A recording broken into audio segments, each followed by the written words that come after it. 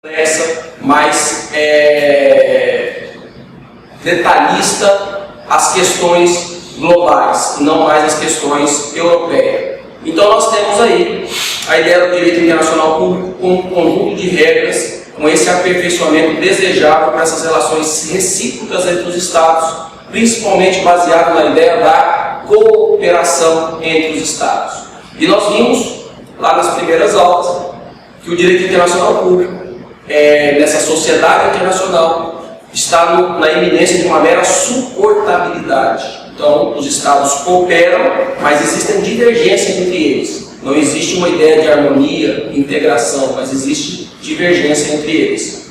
Nós temos também, findo esse momento do Tratado de Versalhes, a criação de uma organização internacional de cunho global, a chamada Liga das Nações.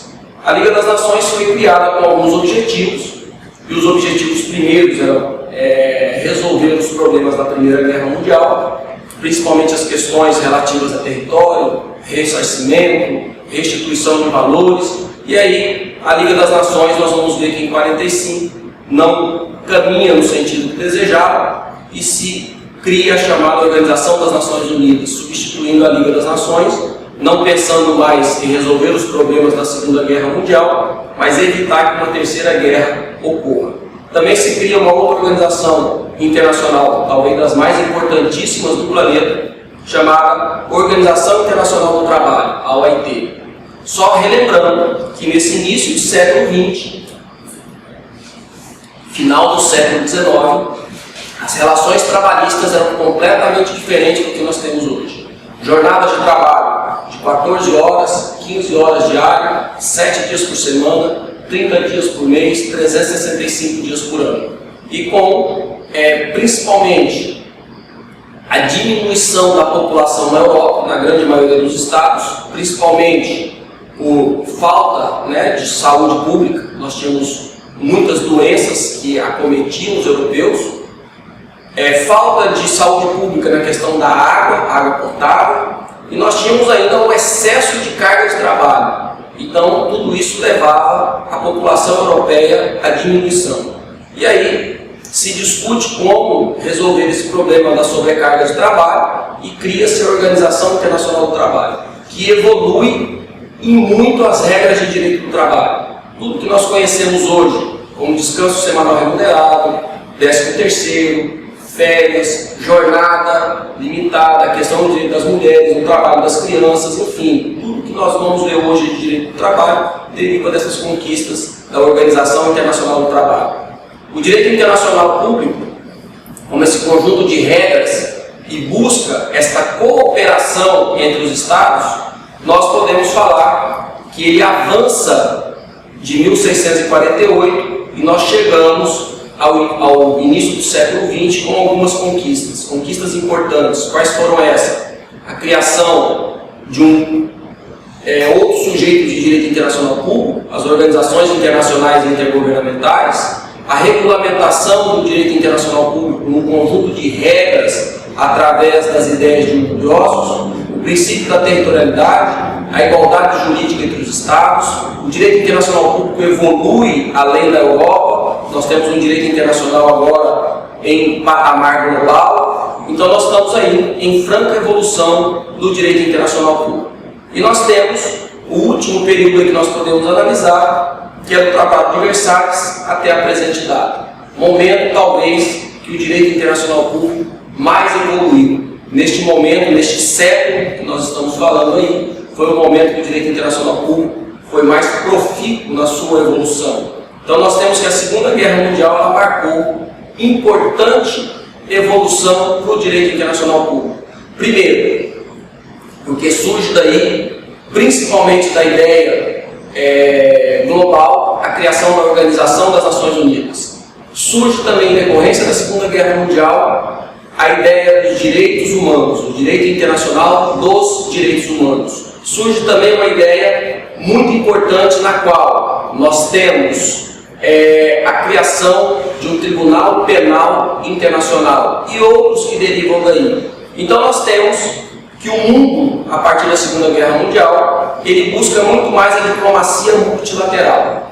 Nós saímos daquelas discussões bilaterais e nós buscamos agora as discussões a nível multilateral. Então, dentro dos organismos internacionais, principalmente dentro da ONU, da Organização dos Estados Americanos, da União Europeia e a partir daí de outros organismos, Organização Mundial do Comércio, Organização Internacional do Trabalho. Então, nós temos uma regulamentação de nível multilateral, que é muito mais eficiente do que aquelas negociações bilaterais. Então, os 193 países, no seio da Organização das Nações Unidas, se reúnem, elaboram propostas de tratados internacionais, minutas de tratados internacionais, se leva para uma convenção na qual se discute, debate, nós vamos ver passo a passo esse debate.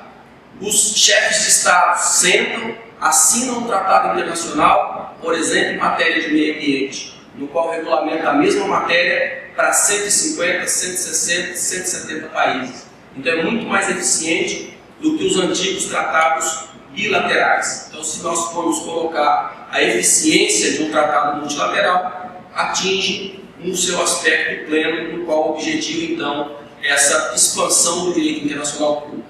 O direito internacional público, a partir da Primeira Guerra Mundial, nós temos uma abertura do direito internacional público além da Europa. Nós temos aí a evolução do direito internacional público para o leste europeu, o antigo Império Otomano, África, Ásia, América e assim sucessivamente. Temos também a instituição de uma organização cimeira, qual é a ONU. A Organização das Nações Unidas parte de uma ideia de igualdade, que cada Estado tem direito a um voto.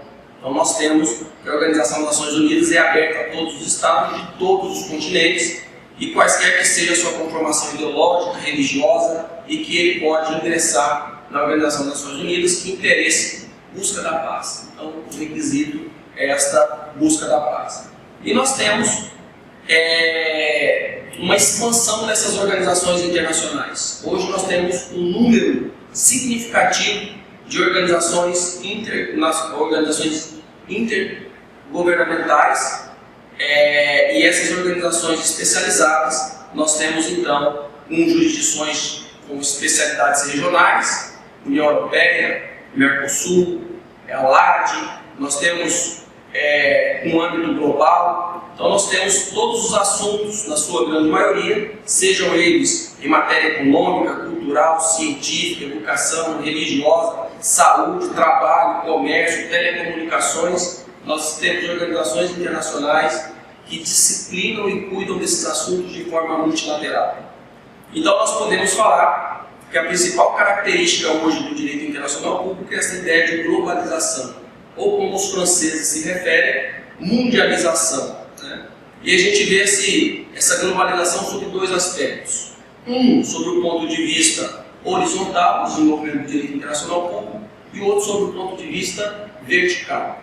Então, o direito internacional público sob o ponto de vista horizontal, nós podemos falar que principalmente no século XX, da metade do século XX para frente, nós temos aí uma significativa extensão de incidência do direito internacional público, para além daqueles que o direito internacional público cuidava antigamente. Então nós temos o direito internacional público agora cuidando das questões econômicas, de comércio, moeda, crédito, relações culturais, educação, meio ambiente, saúde. E sobre o ponto de vista vertical, o direito internacional público tem uma competência em campo regulatório em assuntos que eram exclusivos dos Estados. Então a gente pode observar o exemplo mais corriqueiro que nós podemos trazer é a questão da União Europeia e a Grécia. Então o assunto da Grécia era a questão orçamentária. A Grécia, com as suas dificuldades financeiras, a União Europeia faz uma proposta que ela tem que cuidar do seu orçamento. E qual é a regrinha do orçamento? Gastar menos do que você arrecada. E a Grécia se adequa a essas regras da União Europeia para não ser excluído da organização. É importante nesse contexto.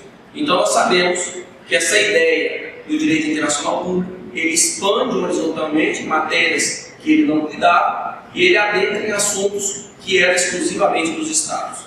A partir dessa ideia, então, no século XX, o direito internacional público tem o seu campo de atuação ampliado.